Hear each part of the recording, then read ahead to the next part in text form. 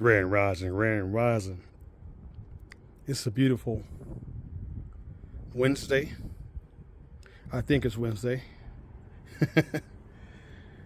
The temperature is going to get to about, I think, 65, 67 here in Ag Zone 9A, 9B, the area of South Texas in the Houston area. And as you can see, it's another early spring gardening day. And what I'm doing is I'm designing my new bonsai garden. On this side of the house, I have two decks. I have a back deck, cover deck, and I have this side deck. They're both facing the pool. So this area is going to be for my bonsai dwarf trees collection. As you can see, I have these beauties set up.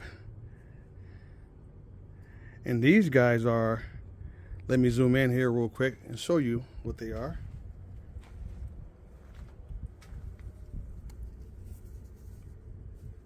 Dwarf Flory miniature white peach. There, I believe, they say about 500, I'm thinking, if I get it right, 500 species of peach trees. They are all not the same. I didn't want the very large peach trees. I wanted trees that only get to about 5 feet.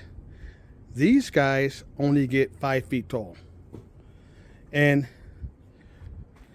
this is the first one I purchased. And the fruit on this variety of dwarf tree is so good, y'all. It's so delicious. The peach is half the size of a peach on one of the many larger peach trees. The size of the peach is only about that big. It's half the size, or 1/3 the size of a very large peach. But these peaches on this variety of dwarf tree are a whole lot sweeter. They are a whole lot more sweeter. Smaller, but a whole lot sweeter. And the thing about this variety of peach tree, you can grow them their whole lives in pots because they only get 5 feet tall. And I'll be pruning these trees as they grow. I'll be pruning them. I'll be bending them with wire. I'll be bonsaiing them. So they're perfect for bonsai tree because they don't get big anyway. And also is these trees need less frost hours. They need less frost hours, meaning that you can grow these trees all the way down south because they don't need many frost hours. A good 3 or 4 days below, I believe, 60 or 50, and they're fine. They'll start to bud. And these two over here are going to be repotted in a pot like this. But I won't repot these until the fall season. Because the reason why is these guys are starting to bud already. They're starting to bud. You might not can see it, but I can see it. They're starting to bud. I'm going to try to find a bud that you can really see. Like this one right here. See that little bud? I'm going to get around it so you can see it. I'm going to zoom into it. See that bud? The buds are just starting to open up because they realize it's early spring and it's time to bud and hopefully fruit.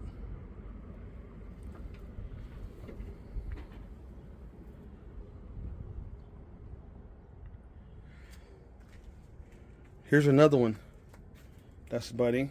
Let's try to zoom in here. See that bud coming out? Starting to open up the first leaf. Right there. If I can zoom in. See it? Nice and green, starting to open up.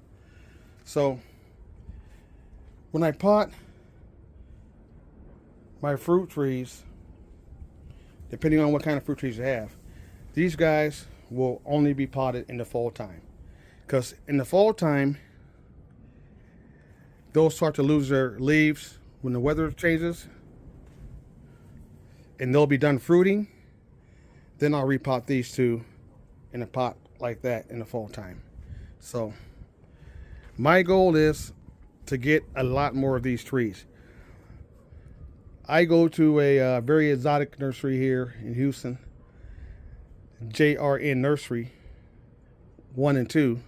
I prefer the 1 location because they carry these trees. You can't find these trees, this type of dwarf peace tree anywhere in Houston. I've looked all over, and he only brings about, I think, 100 of them in, and he's saving 2 more for me that I already paid for that I have to go get tomorrow. So I want a lot of these delicious fruit trees in my bonsai potted orchard.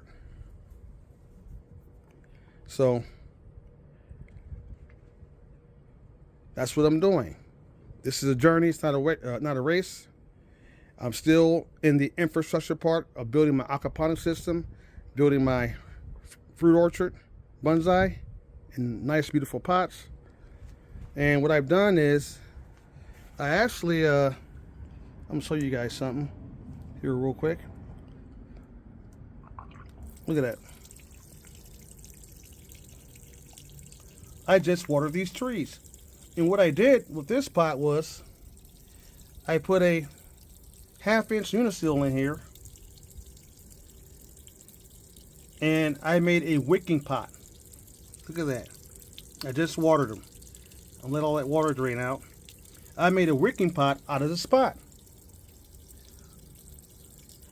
This conserves water, and it gives the root system, when it gets very hot here in Houston, I can water it and I can shut it off. And this plant will never, this tree will never go thirsty, as you can see. So I have about 15 of these nice pots, and I'm making them all into wicking pots, just like this one, for all my bonsai trees, fruit trees, or whatever I put in them. So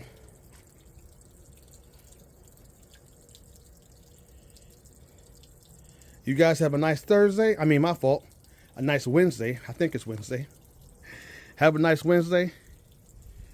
And when you're on your food forest journey, your gardening journey, or your farmer's journey, whatever you want to call it, however you want to plant, whether you want to plant aquaponically, whether you want to plant in containers, or you want to do all three, do it. Grow some food. Because my goal is to have lots of fruit in my food forest. And you can do this anywhere. You don't have to go out and buy thousands of acres of land to have a food forest. You can grow a ton of food right where you live at. Look at that. I have 3 fruit trees in this small area, and I'm going to have more. So I'm looking forward to these guys growing and giving me lots of fruit. Until next time. At the end of the day, we've got to grow food. We've got to do our own DIY solar generators, prep the food, all of that. At the end of the day, ain't nobody coming to save us. We got to save ourselves. Happy Wednesday. I think it's Wednesday.